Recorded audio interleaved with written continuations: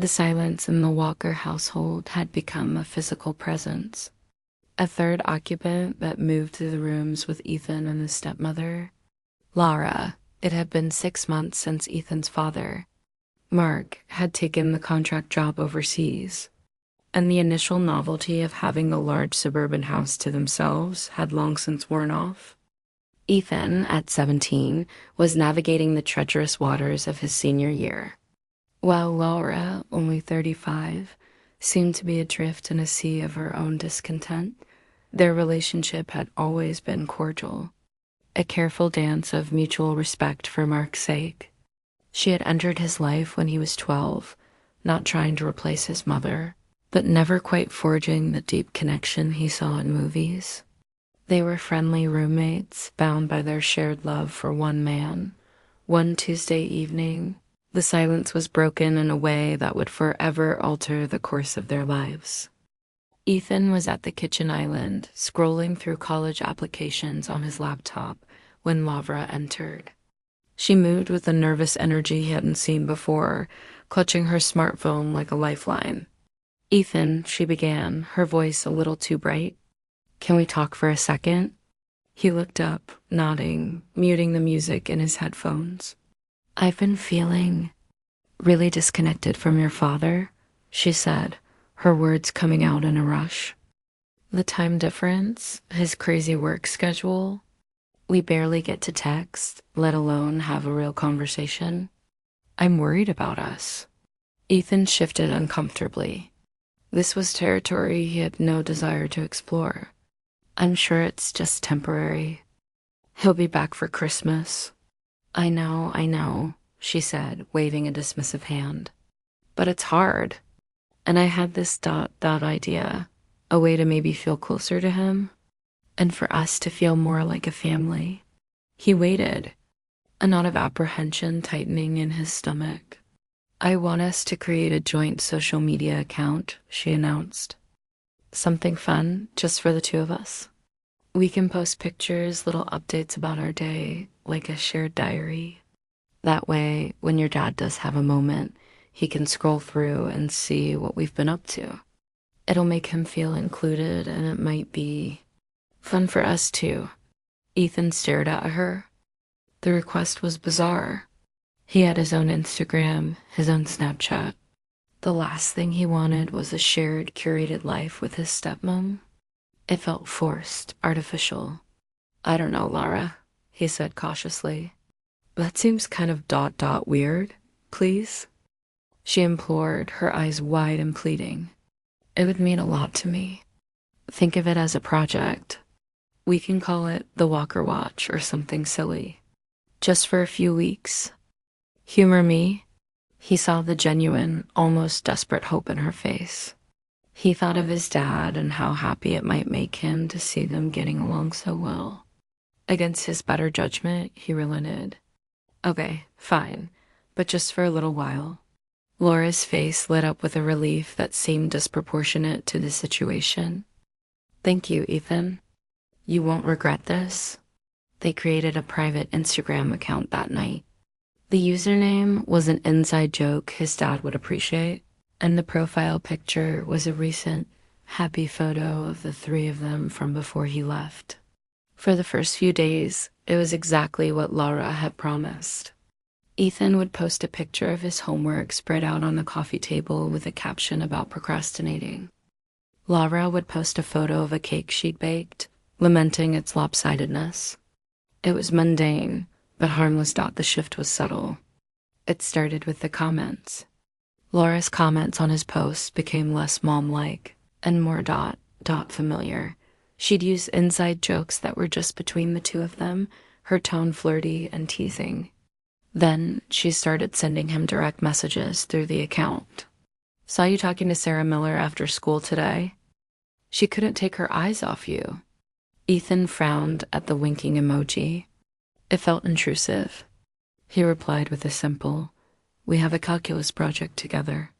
Her messages continued, becoming a daily occurrence. She'd comment on his clothes, his music, his friends.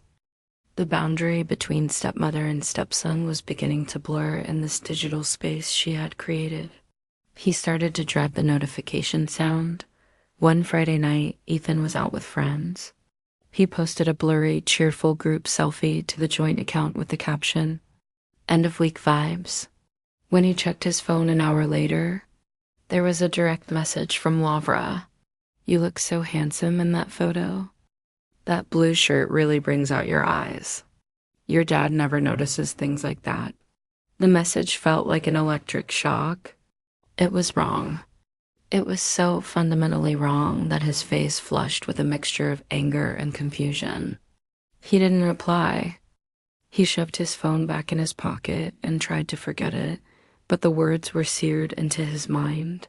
The digital intimacy of the social media account began to leak into their real-world interactions. Lavra started dressing differently when it was just the two of them wearing tighter sweaters, putting more effort into her makeup.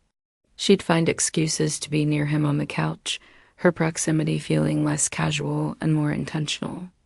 The comfortable silence of the house was now charged with a tension that made Ethan's skin crawl. The breaking point came 2 weeks later. It was past midnight, and Ethan was in his room finishing an essay. A soft knock on his door made him jump. "Come in." Lavra entered. She was wearing a silk robe over a nightgown, and she held her phone. Her eyes were glistening as if she'd been crying. "Ethan, I need to talk to you," she said, her voice thick with emotion. "It's about the account." He sat up, his guard instantly up. "What about it?" She sat on the edge of his bed, too close. I think I've been using it wrong. This started as a way to feel close to your father, but I've started feeling something else." She took a shaky breath. "I feel so close to you now, Ethan, closer than I've ever felt to anyone. This connection we have, it's real, isn't it?" Ethan felt the room tilt. "Lara, what are you talking about? This was for Dad, I know, but things change." She insisted, her voice rising in pitch. "We've shared so much on there. Our thoughts, our days. It's created something between us. Don't tell me you haven't felt it." He stood up, putting distance between them. "I haven't felt anything except that this is getting really uncomfortable. You're my stepmom. That's just a title." She cried, standing up to face him. "Ethan, I'm a woman, and you're a young man. We live in this house together. We have a real connection.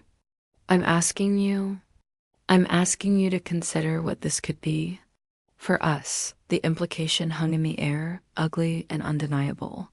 She wasn't asking him to bake cookies or watch a movie. She was asking him to cross a line from which there was no return. She was asking for an intimacy that was a profound betrayal of his father, of their family, and of the trust that should have existed between them. Ethan felt a cold clarity wash over him.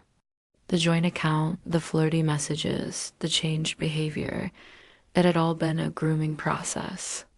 A slow dismantling of boundaries to lead to this very moment. "No," he said, his voice low and firm, devoid of any hesitation. "No, Laura, this stops now." The desperation in her eyes morphed into something harder. "You're just scared. You don't understand what we could have." "I understand perfectly," he shot back. "You're married to my father. You're asking me to help you cheat on him. This is sick." The word sick seemed to snap her out of her trance. Her face crumpled, and she took a step back, wrapping her robe tightly around herself. Without another word, she turned and fled from his room. Ethan didn't sleep that night. He sat in the dark, his heart pounding with a mixture of revulsion and fury. The first thing he did the next morning was to delete the joint Instagram account, erasing every trace of their digital diary. The act felt like scrubbing a poison from his life. He avoided Laura for the rest of the weekend, staying in his room or leaving the house entirely. The atmosphere was now thick with hostility and shame. On Monday, after school, he went to the one person he knew he could trust without question, his maternal grandfather, Frank. Sitting in Frank's cozy, Wood-paneled study, the whole story tumbled out. He told his grandfather everything from the initial request for the social media account to the late-night confrontation in his bedroom. Frank listened, his expression growing graver with each passing minute. When Ethan finished, Frank placed a steadying hand on his shoulder. "You did the right thing, son. Every single part of it. You were smarter and stronger than she ever expected you to be." With Frank's support, Ethan made the most difficult phone call of his life. He called his father. It was the middle of the night in Singapore, but Ethan didn't care. He repeated the story, his voice breaking only once. The silence on the other end of the line was deafening. When Mark finally spoke, his voice was a low, dangerous rumble. "I'm on the next flight home." The following days were a blur of tense, quiet agony. Laura knew something was happening. She tried to talk to Ethan, to apologize, to explain it away as a moment of weakness, but he refused to engage. The house was a fortress, and he was holding the gate against the enemy within. Mark arrived home 2 days later, his face a mask of jet lag and simmering rage. He didn't even look at Lavra when he walked in. He went straight to Ethan and pulled him into a tight, wordless hug. What followed was a series of closed-door conversations between Mark and Lavra that Ethan could only hear the low, angry tones of. He didn't need to hear the words to know what was being said. The foundation of their marriage had been shattered, not by a physical act, but by a calculated and predatory intention. A week later, Laura moved out. There was no dram,